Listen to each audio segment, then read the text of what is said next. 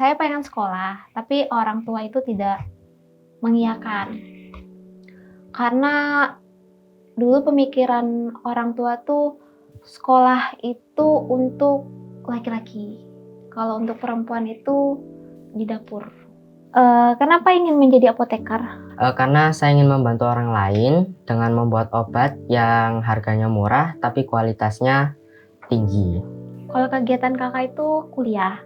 Kakak kuliah di salah satu universitas di Yogyakarta, jurusan Magister Pendidikan Biologi. Sekarang kakak semester 2. Alhamdulillah aku berprestasi non-akademik di bidang bela diri. Alhamdulillah juga aku udah pernah mendapatkan juara 2 di tingkat nasional. Kalau untuk prestasi, sekarang sudah pernah juara 1 Olimpiade IPA se-Kabupaten Jombang. Pasti kan kalau orang tua aku sendiri sih kayak sibuk kerja gitu.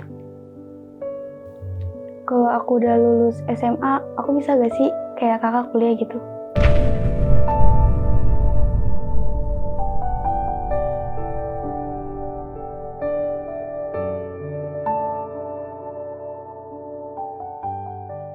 Assalamualaikum. Waalaikumsalam. Perkenalkan, saya Ratna dari Asrama Sahabat Yatim Cabang Yogyakarta. Perkenalkan, nama saya Muhammad Adhanda Urbanul Akbar, biasa dipanggil Hanhan. Saya anak asuh non-mukim dari cabang Surabaya. Kalau aku Novia Mitojana dari Asrama Sahabat Yatim Cabang Perjuangan. Kamu udah berapa lama tinggal di asrama? Kalau aku udah 9 tahun dari 2014. Kakak udah berapa lama tinggal di asrama? Untuk saya sendiri, saya tinggal di Sahabat Yatim itu sejak tahun 2012, tepatnya kelas 1 SMP hingga saat ini. Kalau kakak boleh tahu, adek sekarang tinggal dengan siapa? Untuk sekarang, saya tinggal dengan tante saya di Jombang, Jawa Untuk Timur. orang tuanya sendiri? Untuk orang tua, ayah sudah meninggal dari tahun 2014. Kalau ibu sekarang sedang bekerja di Jakarta. Kalau mama sih masih bekerja, kalau ayah udah meninggal dari tahun 2012. Kok bisa sih masuk asrama? Mungkin bisa sharing. Kalau aku sendiri sih aku diajakin sama orang yang kenal Sahabat Yatim, terus aku juga mengiyakan karena mengerti kondisi orang tua juga. Kalau kakak? Kalau kakak sendiri itu lebih ke hampir tidak sekolah, hampir tidak disekolahkan. Jadi dari keluarga, tante juga yang menyarankan bahwa masukin aja nih ke asrama daripada nggak sekolah kan. Kalau di sana kan ada yang biayain. Jadi ya kalau kakak pasti mau dong, daripada kakak nggak sekolah, mending kakak sekolah ikut asrama selama 6 tahun di asrama Balikpapan, kemudian kakak pindah ke Samarinda selama 4 tahun, itu S1, sekarang kakak di Yogyakarta sudah mau setahun. Kakak kenapa bisa nggak sempet sekolah? Saya pengen sekolah, tapi orang tua itu tidak mengiyakan. Karena dulu pemikiran orang tua tuh sekolah itu untuk laki-laki. Kalau untuk perempuan itu di dapur. Istilahnya kayak bakal kembali ke dapur. Tapi kalau kakak kan jujur SD itu selalu masuk 3 besar, tapi di kelas 4 itu tidak naik kelas. Terus kakak sakit, istilahnya kayak sakitnya itu bisu karena kaget. Bisu nggak bisa ngomong, mau nggak mau orang tua harus ngesekolahin, tapi katanya ya udah lanjutin aja sekolahnya, tapi ya sampai SD. Karena ada beberapa keluarga yang prihatin istilahnya kan, ya udah saya dimasukin di asrama. Dari asrama itu saya tingkatkan terus belajarnya, SMP peringkat 1 terus, SMA tidak pernah lepas dari 3 besar, bahkan kemarin sempat nasional juga waktu SMA-nya. Saya juga pernah ke sini waktu 2017. Udah ketemu sama banyak pihak asrama yang lama. Kemudian sekarang saya sebenarnya udah lepas dari asrama, tapi pihak asrama masih menghubungi, masih menanyakan kabar, masih menanyakan biayanya, terus pokoknya masih dipantau lah sama pihak asrama. Kalau tinggal di asrama kamu senang nggak, Nafi?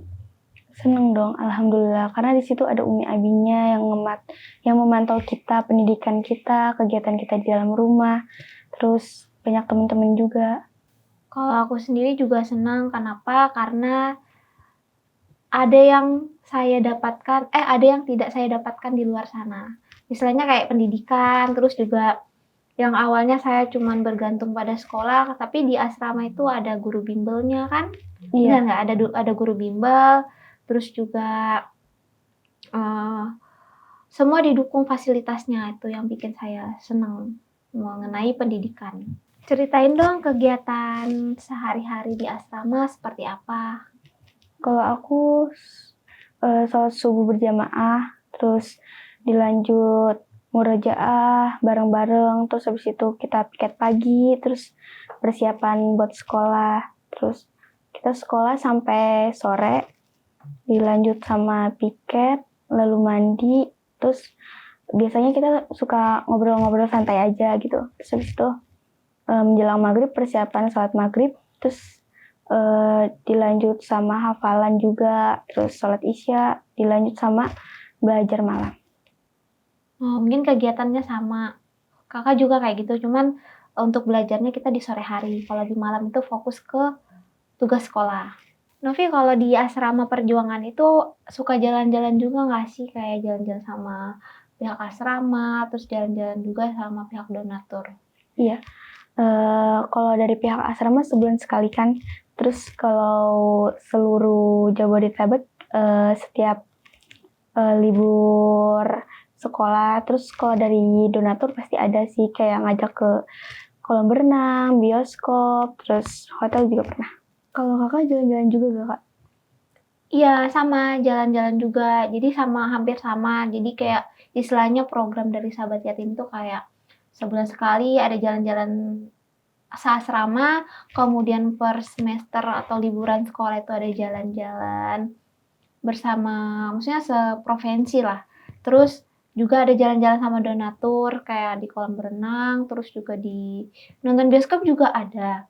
Kalau boleh tahu deh Han untuk status pendidikannya boleh diceritakan? Sekarang sedang bersekolah di madrasah sebagai siswa kelas 6. Kalau kakak sekarang kegiatannya apa kak? Kalau kegiatan kakak itu kuliah. Kakak kuliah di salah satu universitas di Yogyakarta, jurusan Magister Pendidikan Biologi. Sekarang kakak semester 2. Kalau aku udah lulus SMA, aku bisa gak sih kayak kakak kuliah gitu? Insya Allah bisa. Intinya kita ada kemauan untuk berkuliah, kemudian kita semangat. Insya Allah pasti bisa. Yang penting tuh ada harus rajin sekolahnya, rajin belajarnya. Insya Allah dari pihak Sahabat Yatim itu akan mengusahakan apa yang ingin adik capai. Seperti kakak hingga saat ini alhamdulillah masih di bawah naungan Sahabat Yatim lah hingga saat ini. Kalau boleh tahu, ada nggak sih tips buat bisa masuk kuliah sampai S2? Ada, pasti ada. Jadi semua itu kan berawal dari mimpi, terus juga kita juga harus semangat. Karena misalnya adik pengen jadi apoteker, jadi adik tuh harus semangat. Gimana sih caranya buat jadi apoteker? Tentu kita harus berkuliah ya kan. Ya. Terus juga harus berusaha dan berdoa. Terus jangan pernah mendengarkan kata-kata orang. Jadi tetap fokus pada tujuan. Karena jalannya kita tuh bukan orang lain yang tentukan, tapi dari diri kita sendiri. Seperti itu. Intinya semangat ya. Walaupun kita orang tua sudah tiada, terus juga perekonomian standar, tapi kita tetap yakin kalau kita tuh bisa. Dan kita dikelilingi oleh orang-orang baik di Sahabat Yatim ini. Kalau boleh tahu, ada nggak sih prestasi yang Denovi itu capai selama sekolah? Mungkin bisa diceritakan. Alhamdulillah aku berprestasi non-akademik di bidang bela diri. Alhamdulillah juga aku udah pernah mendapatkan juara 2 di tingkat nasional. Kalau untuk prestasi, sekarang sudah pernah juara 1 Olimpiade IPA se-Kabupaten Jombang. Kalau kakak? Kalau untuk S1-nya itu kemarin prestasinya tuh kakak di ini micro teaching. Kakak juara 1 juga membuat sebuah media pembelajaran. Itu kakak juara 1. Kalau saat ini kakak lebih banyak menulis. Kalau kakak lebih banyak menulis. Entah kapan mau diterbitkan, tapi itu nanti. Itu lebih bukan prestasi sih, tapi istilahnya saya ingin menceritakan perjalanan hidup saya. Untuk adik sendiri bisa menceritakan cita-citanya ingin jadi apa sih setelah lulus dari sekolah? Setelah lulus dari sekolah, saya ingin menjadi apoteker. Kenapa ingin menjadi apoteker? Karena saya ingin membantu orang lain dengan membuat obat yang harganya murah tapi kualitasnya tinggi. Seperti itu. Kalau kakak cita-citanya jadi apa? Kalau saya ingin menjadi dosen, karena saya sekarang sedang berkuliah di Universitas Negeri Yogyakarta, sedang menempuh pendidikan. Mungkin jatuhnya nanti jadi dosen seperti itu. Dehanhan mungkin bisa menceritakan apa yang dirasakan, karena kan Dehanhan kan sedang bersekolah dan ingin mencapai cita-citanya dan jauh juga dari orang tua. Bisa disampaikan, Dek? Selama ini saya merasa baik-baik saja karena walaupun sekolahnya jauh dari orang tua, tapi saya masih bisa menelpon orang tua menggunakan handphone. Untuk Dehanhan sendiri ada tips nggak untuk teman-teman yang seusia Dehanhan, masih SD tapi udah bisa mencapai prestasi di sains ataupun di prestasi lainnya? Yang pertama sih banyak-banyakin belajar karena belajar itu cukup penting untuk meraih prestasi. Jadi kita harus belajar. Ya, Untuk Dehanhan sendiri apa yang mau disampaikan untuk sahabat yatim? terima kasih untuk sahabat yatim Indonesia karena sudah membantu membayar uang sekolah. Semoga cabang sahabat yatim Indonesia semakin banyak dan semoga anak-anak yatim dan duafa di seluruh Indonesia dapat terbantu dengan adanya cabang-cabang di Indonesia. Untuk sahabat yatim sendiri, semoga yayasan ini semakin besar dan semakin banyak anak-anak yang disekolahkan, bahkan dikuliahkan. Semoga makin jaya dan banyak anak-anak asrama yang tertolong pendidikannya. Seperti itu.